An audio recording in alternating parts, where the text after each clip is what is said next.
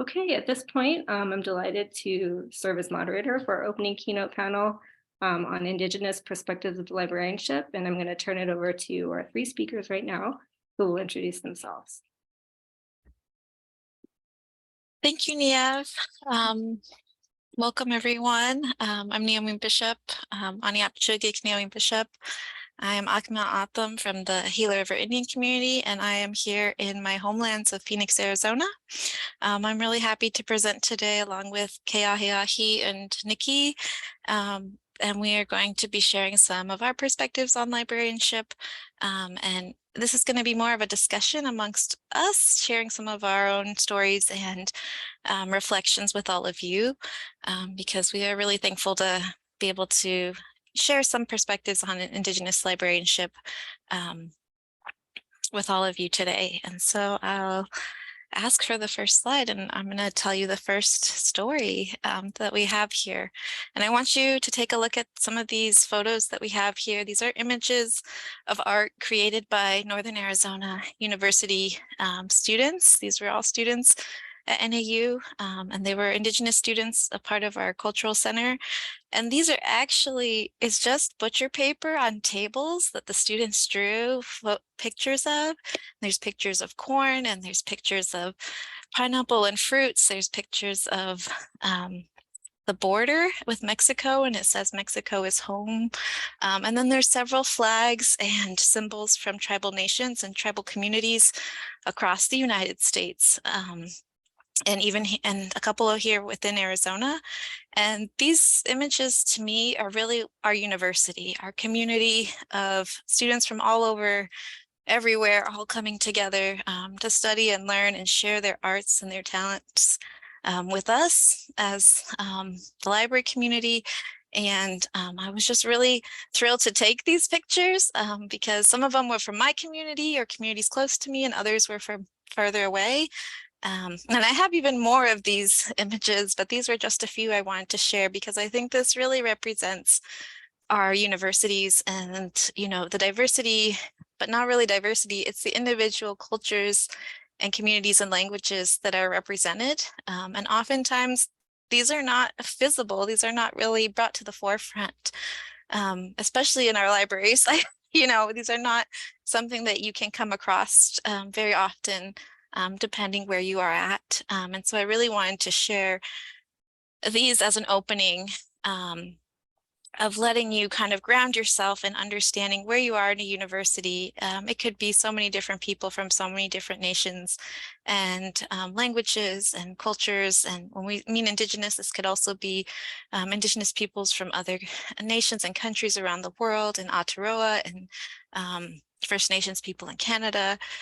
Indigenous folks down in Mexico and all of South America and Central America. And so I think this is just really understanding and grounding ourselves and knowing that at a university, you are surrounded by students and faculty and staff that make up many different tribal nations and Indigenous nations and groups across the world. So I'm going to turn it over to Nikki. Thank you, Naomi. Hi, folks. My name is Nikki Andrews. My pronouns are ia, she, and they. And I work as the Open Education Librarian at the University of San Francisco. So I'm originally from Aotearoa, New Zealand. I'm Maori and Pākehā, which is our word for white. My mum was Pākehā. And I am a member of the Ngāti Pāoe Iwi. So our ancestral land is in Kaiawa, which is a Tainui Waikato tribe. And I'm currently on Ramaitash Ohlone land.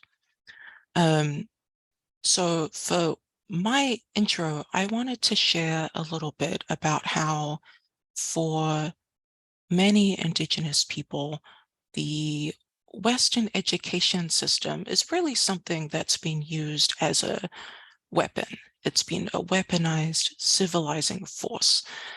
So not necessarily something that has meant empowerment or the pursuit of knowledge or social mobility. Unfortunately, historically, education has been something that has removed Indigenous children from their families, from their languages, and even from their lives. So I think it's really important that we remember this context and how it might still impact Indigenous people within colonial institutions, and that means staff and faculty as well as students. So I wanted to do a quick plug for this book called No Māori Allowed. It's also a documentary as of a couple weeks ago, and it explores the racial segregation of a town called Pukekohe, which is the town over from where my grandparents lived. And in particular, they talk about how Māori students were forced into their own school, so that Pākehā students didn't have to go to school with them. And it focuses on the difference between the two curricula that those two sets of students got. So I'll let you explore that book or that hashtag if you're interested. The other thing I'm going to share with you is a poem, and it's from this book, A Canoe in Midstream. Apirana Taylor is the first Māori poet I remember reading, and this particular piece always reminds me of my grandfather, my father, and myself, and how we've all had different journeys in education. So this piece is called Uncle Hakaraya. Uncle Hakaraya Taurima spoke no English till he went to school, where because he spoke Māori only, he was stood in the corner and made to feel like a dumb cluck and a fool. You're here to learn English, said the teacher. That is what you will speak. It was hard trying not to speak Māori. The first time he forgot, crack, the teacher belted his knuckles with the edge of her ruler. Uncle Hakaraya learned school was cruel. At school, it was talk English or else. English, Pākehā, he got confused. English, English, English. He tried hard to be English for 50 years. Something snapped like crying in his soul. He knows deep down his wairua is Māori. He speaks impeccable English and can hardly string 2 or 3 words of his Māori tongue together. When he speaks of school days, his language is bitter. Thank you. I'm going to hand over to Keahiahi to bring us back up again. Mahalo, Nikki. Aloha kako, aloha kaya kako. Let's kayaka here. It's morning time here. It might be oinala or ahiahi evening or afternoon where you folks are. My name is Keahiahi Long. I currently live in Mauna Lua, Oahu, which is on the sort of southeastern side of Oahu. And so our island is sort of in the middle of the island chain-ish, if you will. So to introduce myself today, I'd like to share an oli, or a chanted poem. And this particular oli shares about the birth of one of our most sacred spaces, one of our most sacred mountains, Mauna Wakea.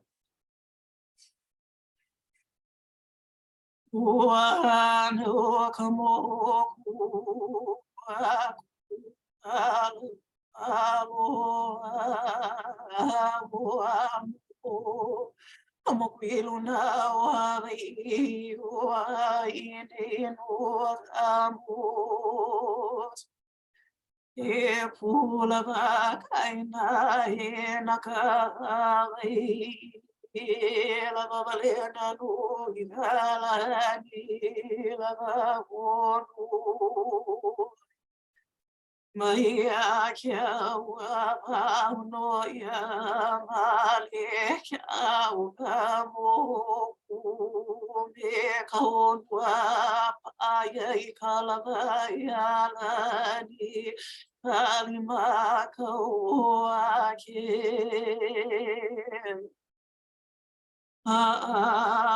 ila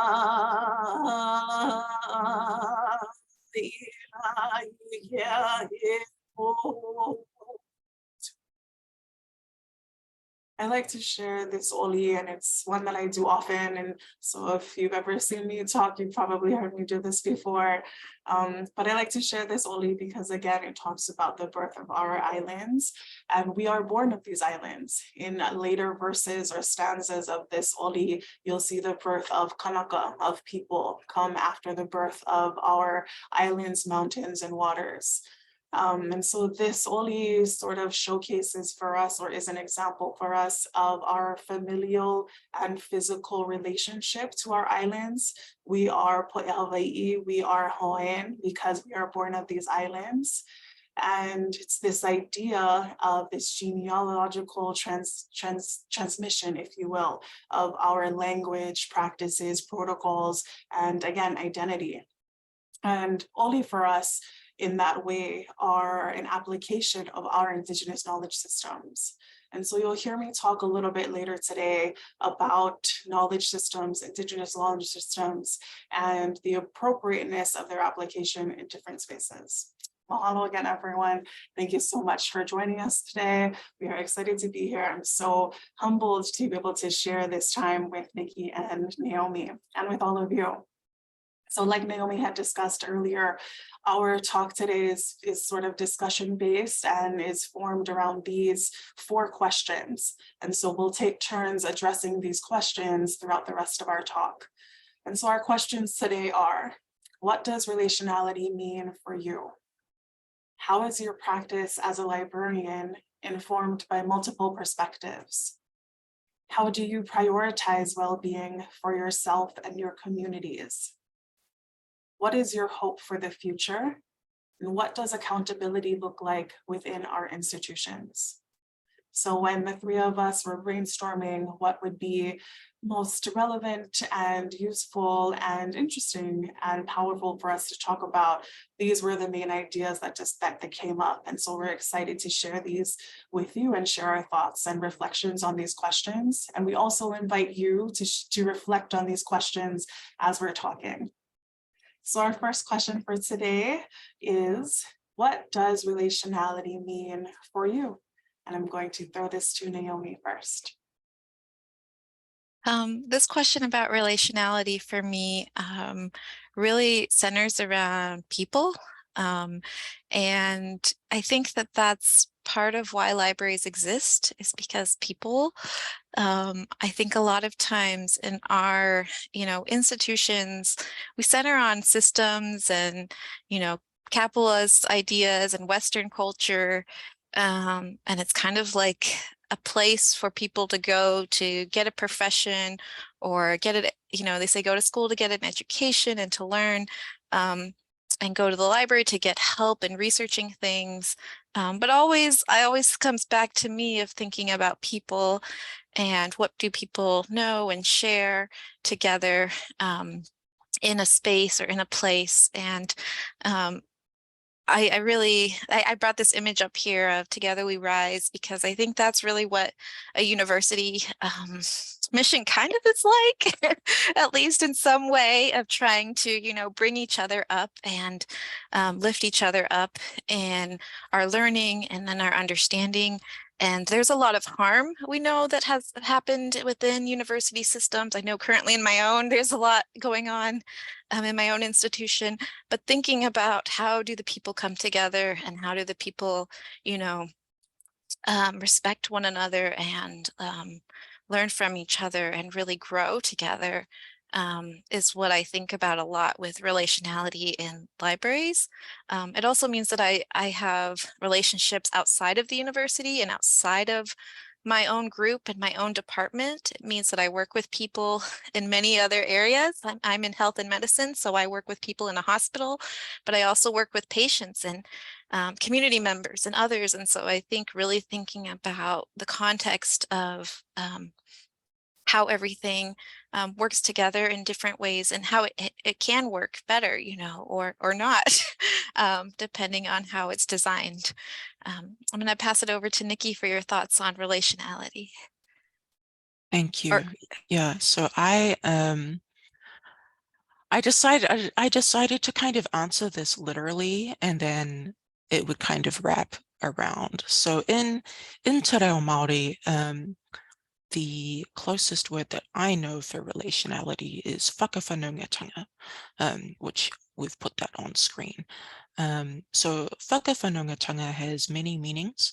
It can include kinship, a reciprocal relationship, or nurturing positive relationships. I was lying awake this morning thinking about this keynote, and it occurred to me that I could break whakawhanungatanga into these 3 fragments. So the middle fragment, whanunga, is our word for family or relations, or blood relatives. And then the whaka, it means to happen, to cause to happen, or to move towards. And tanga is just kind of a noun marker. So the word itself kind of promotes actively working on relationships and causing them to happen. So I think really what stands out to me within this framework of relationality is that it takes consistent work, it takes humility, but ideally everybody around you is also doing that work. And so I think the other piece of this, at least in terms of my Maori family, is there's a lot that's kind of unspoken in terms of expectations. You either kind of find out by doing, or you get corrected along the way.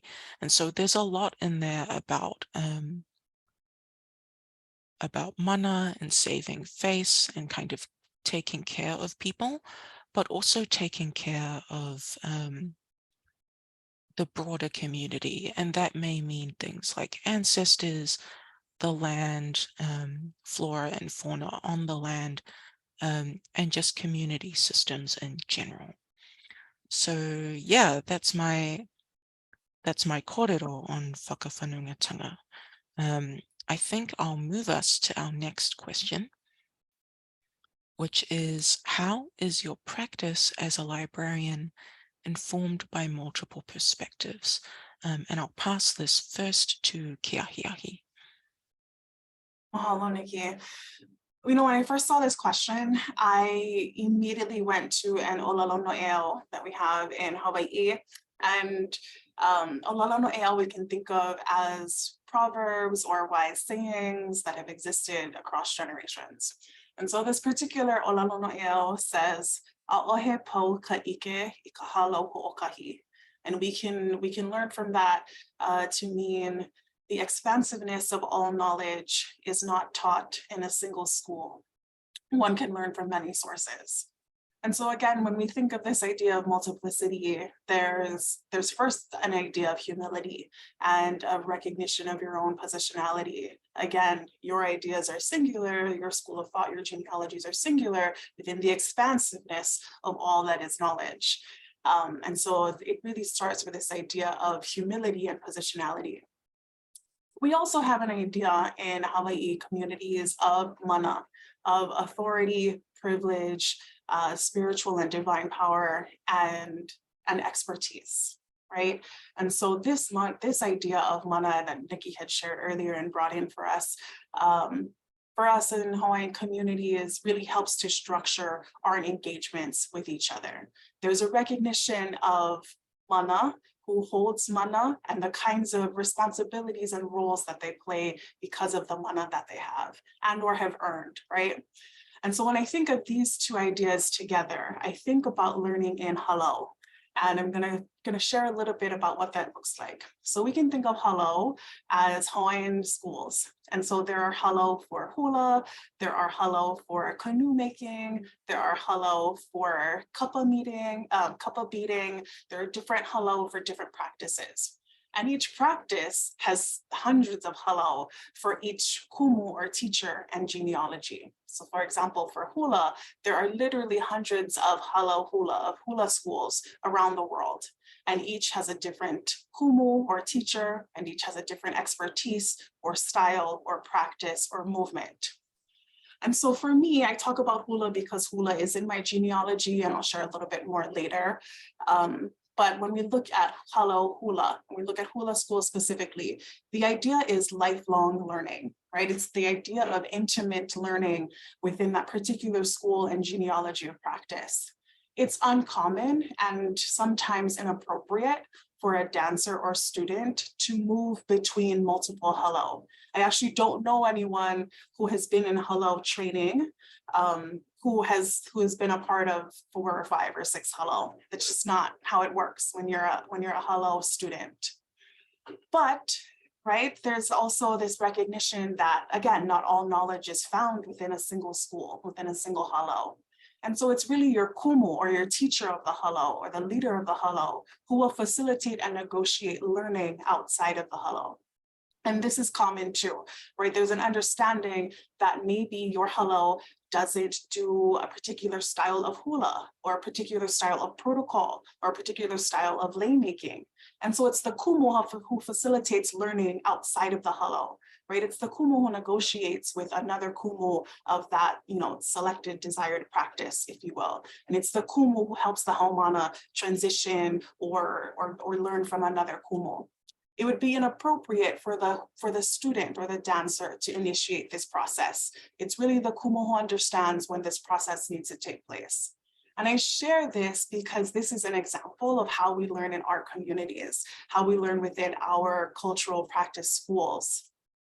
And these examples are what we bring with us when we come to a library or when we come to university, right? If this is the way that we've been taught to learn and to engage with our teachers from when we're born, right? From when we first start dancing at 2 years old in the back of the classroom, just making lots of noise, right? This is again, the protocol that we experience as we're dancing and as we're learning. And so when we come to the university, these protocols don't just go away, right? These protocols, we don't just put them on the side.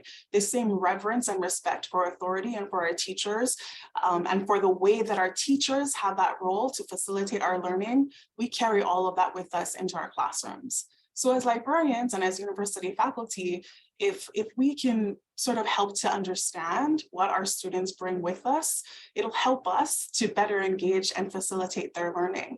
Right? If I don't know how it is where you folks are, but it's really common in Hawaiʻi for Native Hawaiian students or Indigenous people to sort of sit on the peripherals of a classroom, right? If you walk into any university classroom on campus, you'll see the Native Hawaiians either on the back or on the sides, not in the center, right? And that's again, because of the way that we've been taught in our communities to engage with learning. The idea of humility, the idea of respect, and the idea of authority for our instructors. So again, being sensitive to this as librarians and as teachers and as instructors and faculty, being sensitive to this can help us engage better with those students.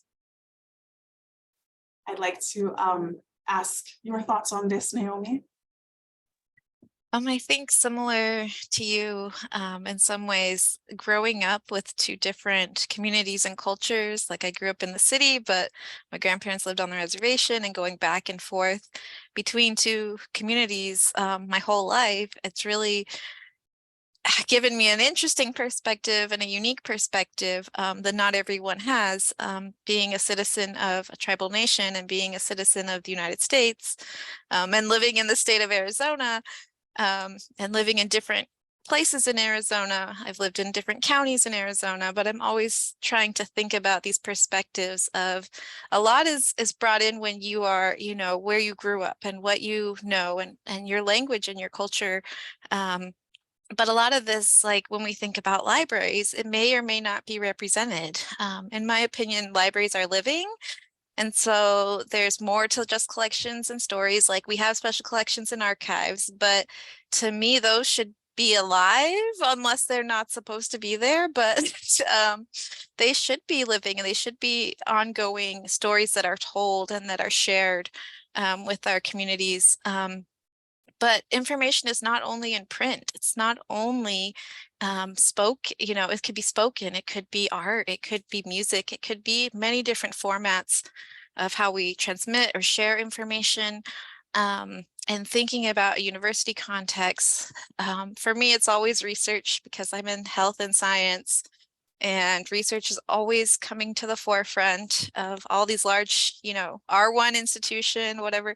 It's really makes me stop and think, because for me as an Indigenous person, the only questions I want to know about your research is it being ethically done? Is it being respectfully done? And is it being done with consent? And if you can't answer those three questions, I don't want to hear much more about your research, because there is a history of research that, especially in the sciences and healthcare, that have really taken advantage of people and harmed communities, has stolen genetic data, has stolen so much from people. Taken away languages and taken away, life and way of life, agriculture. We think about, I live in the desert and there was water in the rivers, but when the dams came and engineering, all that engineering, I just think of, wow, that really destroyed the place. We think about this. And so I think really thinking about, the multiple perspectives, and that's really what I try to instill in my students, is thinking about all those perspectives, thinking about the elders of a community, thinking about, the youth of a community. What is the future of this place? What are we designing? What is there? What is the benefit of this? I'm always asking my students, why are you doing this research topic? Does it mean anything to you? Really trying to get to the nitty gritty of, what's there, and looking at study design and methodology and who's represented and who's included or who's excluded. And that really tells me a lot. Before going into any detail, I can really just sense it, with the student and what they're working on, or even with the class, even with the lots of people in a class, and looking at what, is being assigned as an assignment, and trying to really, work with the faculty and get them to understand, if we're going to do this, let's do something meaningful. Let's do something that's important. It's really stretching the students to learn about, this in multiple perspectives, in multiple ways, and bringing, respect and, consent and ethics all to the forefront, which should be already, but oftentimes it's forgotten, and there's no time for it in the curriculum. So really trying to put that, center that around the libraries and what we're doing, I think is an important thing to bring into perspective. And when thinking of all of this, that brings us to our next question. And the next question is, how do you prioritize well-being for yourself and your communities? And I'll ask Keahiahi to start. Hello, Naomi. Yes, well-being so important for us because, as you and Nikki have both shared, research can be extractive, and us going through university and library spaces can be traumatic. So well-being is, I'm really glad and happy that we were able to include this question in our talk today, so that we can focus on what this looks like from different perspectives. When I think about well-being for me, immediately I think of hula, which is what you see on the screen here. It's me and my kumu, and my hula auntie is chanting for one of my hula sisters who was competing in a soloist competition. But before I touch back on hula, I do want to talk about my master's experience. And so when I was in graduate school getting my master's in library and information science, a couple of friends and I decided that we wanted to form a graduate student organization that focused on Hawaiian librarianship. At the time, I won't say how long ago that time was, but at the time, there really wasn't a lot of conversation around Hawaiian librarianship. And at our LIS school, there weren't any Hawaiian faculty, and there weren't actually any faculty who had been born and raised in Hawaii. They were all from the continent or beyond. They were all settlers. So we really wanted to make a space for us and for our voices and for our genealogies. And so to create an official university recognized graduate student organization, you need to get the approval from one of the faculty there. You need a faculty sponsor. And so we had approached a particular faculty, and again, he's a settler who didn't have a lot of background in Hawaiian librarianship. And his response to us when we proposed this idea of a graduate student organization about Hawaiian librarianship, his response was, "Are you sure you want to create this? There might not be lots of Hawaiians in the program later. It's kind of unique that there's so many of you at one time." And at the time we were like, yeah, it's fine, like just sign the paper, right? But like looking back on it, right, that was really one of our first introductions to being Indigenous in the library space. How dare he assume that there wouldn't be more Indigenous people in the program? How dare he assume that there wouldn't be interest or kuleana, right, responsibility, authority for Indigenous perspectives in the library field, especially at the University of Hawaii, right, which is the only four-year land granting institution in the Pacific. But it's the perfect place to have a school that specializes in this. And again, this was a little while ago and the program has come, you know, like has made several improvements. They actually have a job ad out coming soon. It's not coming soon for a faculty position dedicated to Hawaiian librarianship. But again, just that experience of talking and fighting for our own space. Again, it little minimal commitment from him, right? Like it wasn't going to be a big ask of his. He literally just had to sign the paper. But this again was sort of our first introduction to being Indigenous in a library space, and we really couldn't have done it without each other. And so my big takeaway here is to build community, to find people who you don't have to fight about your identities, who you don't have to break down and dissect the Indigenous parts of you, if you will. So that's my takeaway for this question. What about you, Nikki? Kia ora. So yeah, this question has a few different contexts for me, just because I have a few different communities. One thing that comes to mind is I stay connected with my iwi, my tribe, primarily online. And in recent years, I've found myself in an unofficial role of doing things like running Zoom meetings and helping elders navigate technology. So many of our community members have been a little bit frustrated at times because when we would hold a traditional hui, a traditional meeting, there's a really set protocol for who speaks and in what order. Things are very, very set. And so it can be very jarring, I imagine, if you're suddenly in an online environment and it's a little bit of a free for all. So I've done my best to help my whānau kind of navigate that transition and stay focused on why we're meeting in the first place. And so I count this as prioritizing well-being for myself and my iwi, because it increases accessibility for folks. It gets us talking about genealogy. You know, my cousins will make fun of me and be like, oh, Nikki's the nerd, get them to do it. But, you know, we also have conversations about data, and we have conversations about, well, what does it mean to, for example, stream a tangi, a funeral, online? Or what does it mean to share a photo of an ancestor that you might ordinarily only find in our meeting house? What does it mean to put that on Facebook? And so we have some interesting discussions and negotiations around that. Otherwise, I'll say I'm really fortunate to be part of a small Maori diaspora here in the Bay Area. We've taken te reo language classes together. We do kapa haka, Maori performance together.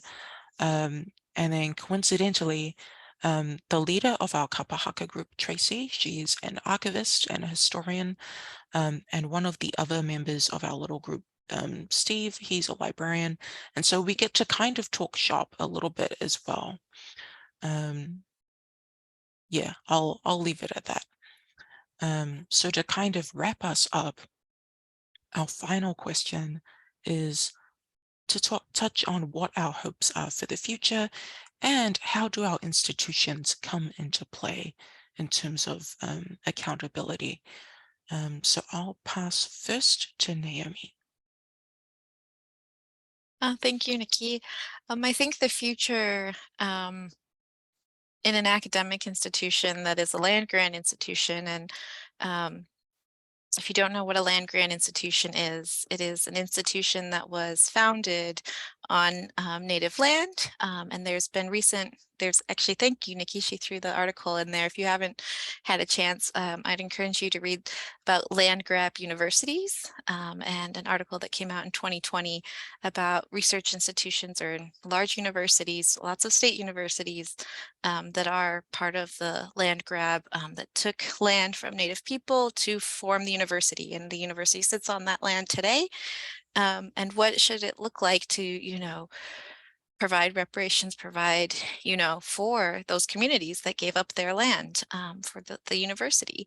And the University of Arizona is one of those institutions. I am an alumni. I did my undergrad at U of A, and I have a lot of hope for U of A, despite the tragedies that happen on campus often.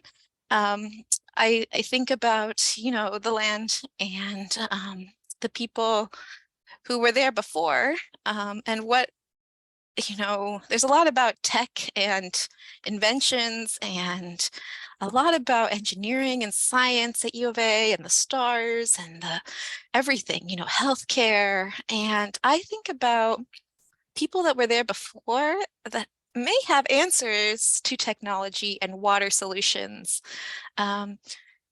My people, for example, my ancestors and the Hohokam, they had, canals that navigated the desert lands and flowed from the rivers, and they had monsoon rainstorms, and they knew how to distribute that water and use that water wisely to water their crops and store and make food from the desert, and be able to go back to indigenous practices of agriculture and go back to, saving our land so that it can provide for us in the future. And I think a lot of that is taught at the university without even recognizing the people that make up the communities nearby, and the people in the university that are from different Native groups, and recognizing that you may be able just to listen and, sit outside and see the mountains and find out, what the future for this university is. And I think accountability for that would be having leaders understand the struggles of Native students and Native faculty and Native staff, and being able to provide for them, being able to provide beyond tuition. I sat in one session this morning, and it was from UCLA, and they were talking about, OER and usability. And that's only one part of the piece of providing, OER textbooks. But the bigger problem is, where are these students going to live and how are they going to eat? They're living in their cars. And I think that's a huge problem, and that's something that we might not have the solution to in the library, but we can bring that to the forefront. We can provide the research, we can provide the space, we can provide, conversation and consultation. We can provide a lot of, stress relief and opportunities for students to share their burdens with the appropriate, campus resources, and really trying to direct students to those resources. One thing that I'll say, just to make a space more welcoming and inviting, this is a canvas picture here from Shanto Begay. This is not the exact painting that is in the Northern Arizona University Klein Library, but it's very similar. And this was a piece of artwork that was right outside the librarian's offices. And every day I went to work, even in the snow, I was so happy to see this, because it was representation of Native people today being visible and upfront for all students to see. And I really appreciated that. And I think that institutions, within their hiring, within their other types of work within the library, you really have got to make Native people the priority. You've really got to make, Indigenous programs on your campus the priority. And you really need to listen, because there's a lot that is going on. There's a lot of work that's been done. There's a lot of really smart people, smarter than me, on campus, doing amazing things. And it's taking time for us to kind of come to the realization that they are there, and that they're working really hard, and we should recognize that and honor that. And if they don't have an answer for us today, we can listen and be there, you know, in the future. And just opening that conversation with different campus groups and leadership, and facilitating a lot of what needs to be done, I think, with access to our collections, access to our resources for communities, and doing it respectfully and letting sovereignty and self-determination kind of lead the way. So I'm going to stop there and I'll pass it over to Keahiahi. Well, hello, Naomi. I'm going to pick up what you just put down and say that, yes, my vision for the future is a Hui, or a Native Hawaiian nation that is able to authoritatively and autonomously exercise our political sovereignty. I am absolutely working towards that, and hope to see that in my lifetime, not my children's lifetime. Future children, putting that out there. And the library has a role in this, right? The library is accountable to Native peoples. It is accountable to the Native lands that the building is on, and that many of its faculty and staff use to support their lives. And so I think there are two ways that sort of are off the top of my head about how the library can help to contribute to a thriving and prospering Hui, or Hawaiian nation. One way is to acknowledge community knowledge. Right? Indigenous peoples are familiar with this idea of repositories. Indigenous peoples have systems for organizing and sharing and accessing knowledge. And yet there's a big disconnect between Indigenous communities and university libraries. And in several of the projects, our recent projects that we've been working with, whenever we work with Native peoples to try to include their voices in the creation of library practices or systems, oftentimes, not often, always, every single Indigenous person we talk to says, "Are you sure you want me? Are you sure that I'm the right fit for this project? I don't know if what I know is really going to be helpful for you," right? And it's not false humility. It's, again, just that they've never been acknowledged as having value and wisdom that, quote unquote, belongs in the library. And so the library needs to do a better job of that, of going out into community and communicating the value of community knowledge. So that's one way. Another way I can think of that the library can contribute to a thriving and growing, prosperous Hawaiian nation is through personnel, right? There are projects that are only appropriate for Hawaiian people to do, or Kanaka to do. And I think about our recent projects and trying to develop an Indigenous Hawaiian KOS knowledge organization system. And again, it would be inappropriate for a settler to do this. It would be inappropriate for someone who is white and who is not Hawaiian to lead this work, right? And so again, this work is important. I think that's I think that's, hopefully we don't have to fight about that anymore, that Indigenous knowledge is important and that our library systems need more Indigenous voices. But to do that, again, we need to hire Indigenous personnel because it would be inappropriate for anyone else to do it. What about you, Nikki? Kia ora. So if we jump forward a slide. All right, so these are newspaper headlines that I've gathered from some Aotearoa and New Zealand newspapers over the last couple of months. And they kind of paint a picture of what's going on in our education system back home at the moment. So, you know, you see university staff at all of our universities in the country have been striking, they've been protesting, they can't afford to live. We have Māori students at a private high school who were asked to perform a ceremony on human remains just because they were the only Māori students around. We've got various things going on, and then we have Aotearoa New Zealand being positioned as a leader to the point where Indigenous students from the United States are really seeing it as a great place to be. And in the meantime, we have a mass exodus of Māori and Pacific Island faculty and staff from their own universities. So there's a lot going on.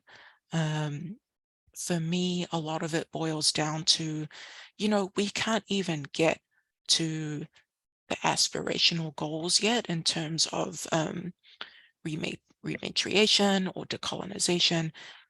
because we can't even pay folks enough money to live. We can't even train enough Te Reo Māori teachers so that all of the Māori who want to learn their own native language are able to do so. So there's a lot of work to do, and we'll advance. The thing that gives me hope is our students. And so this last slide I wanted to share with you, these are the graduating students from our Indigenous Students of Oceania commencement ceremony from this year. This is a group that's been ongoing for many years, much like Keahiahi's grad student group. And it's a group of Indigenous students who saw what they wanted, they advocated for what they needed, and they're able to celebrate themselves and be proud of what they've achieved. So that really gives me hope. And I think that brings us to the end of our planned discussion. So thank you all so much for tuning in.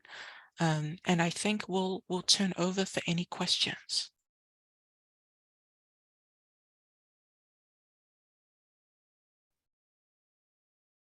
I want to thank you, Nikki, Naomi, and Keahiahi. We have one question related to, I'm not sure I'm pronouncing it right, but Edward Glissant's Poetics Relation.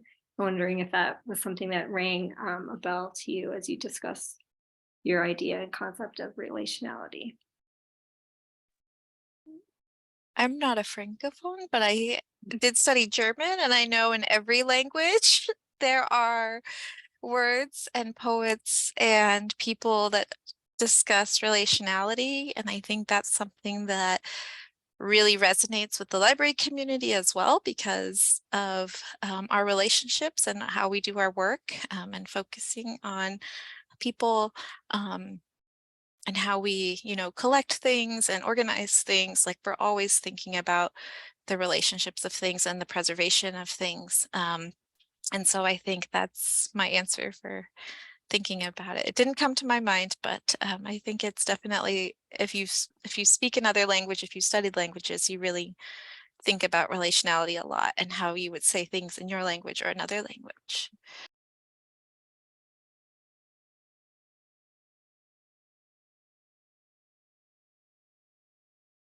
So there's another question from Paige who asks, can you share your thoughts and feelings on becoming a library dean or director?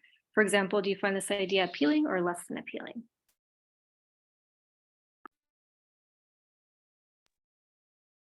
I find it very appealing. No, but I like to lead things. So I'm a past president of the American Indian Library Association. And yeah, one day I hope there's a job out there somewhere for me, AKA somewhere in Arizona.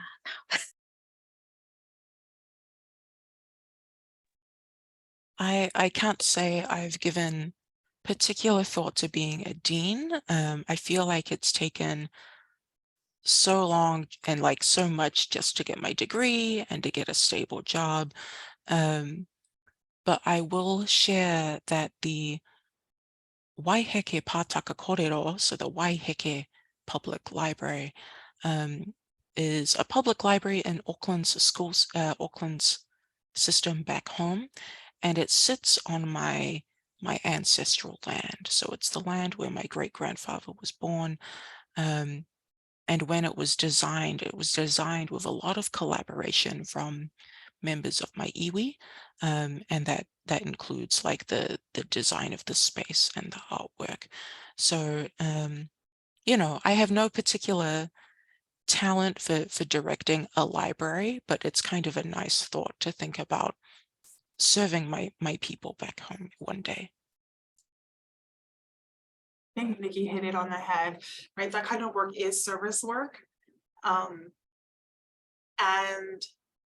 being in the university system, that's part of our role, right? Is service. And there's tension because I hesitate to say yes and or no. I think that there does need to be more Indigenous people in those roles. And at the same time, and so I don't want to put that on anyone else without also volunteering myself. but also again, like it's service, and service can sometimes be extractive. And I know that for myself, I would need lots of support to consider something like that. Yeah, so yeah. Great, thank you for answering. So that we have a question from Vanessa. How do you deal with the duty of being an ambassador for all people of color? I don't see myself as an ambassador of all people of color.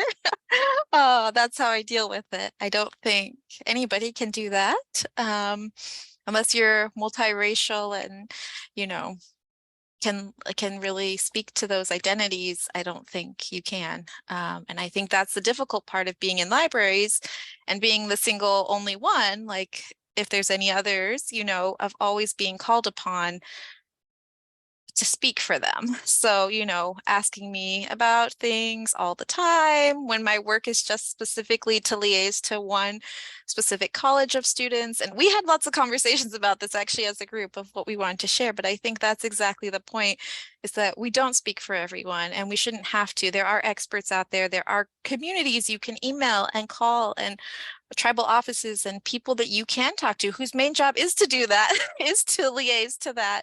And I think libraries should connect with them. And you should find community organizations and community groups and local leaders in the community and connect with them, because they would love to be listened to.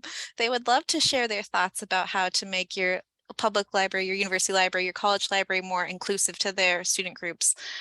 So I think there's a lot of potential out there to listen to lots of different people, but I think in our everyday lives, we're just so busy that we don't take the time out. We don't schedule those meetings and those phone calls with the right people in our community that would actually make a big impact on things. And I think about like the disability community and other communities that often are underrepresented in librarianship. And we don't have a lot of, you know, we don't think about it because it doesn't impact us or affect us. So I think that's the goal, I think, is to listen more and connect more with others that are different from us and see what their perspectives are. Appointed as ambassadors, there better be like a sash and a hat. I want a whistle. No, I think if folks are perceiving us as speaking for all folks of color, that is perhaps on them. I want to quickly jump in. I see there was a question about recruiting the Indigenous librarians and then not being able to retain them. I think probably much of this happens when you only recruit one person. You give them an official set of duties, and then they're expected to do this ad hoc cultural work.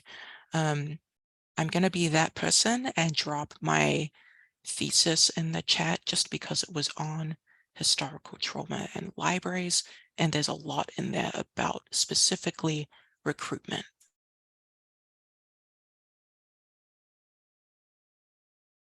I want to jump in on Mike's question because I know we're running out of time, but I do want to speak to strategically and specifically putting boundaries around your work in order to preserve your well-being.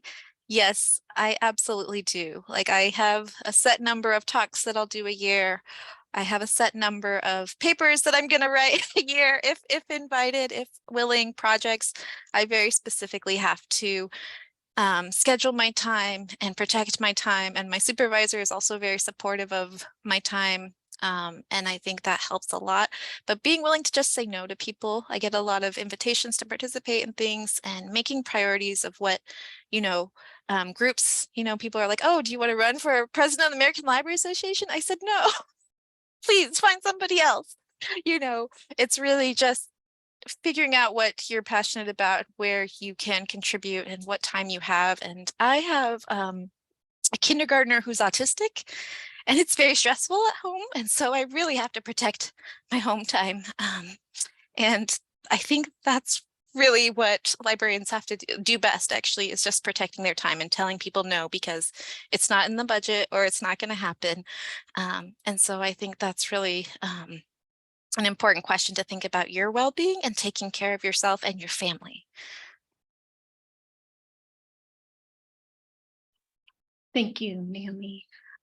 So we're at 2:00 or the top of the hour, but I'd like to invite any of our speakers, if you want to share a final thought or address a final question, to please do so. And again, thank you so much for sharing your time and expertise.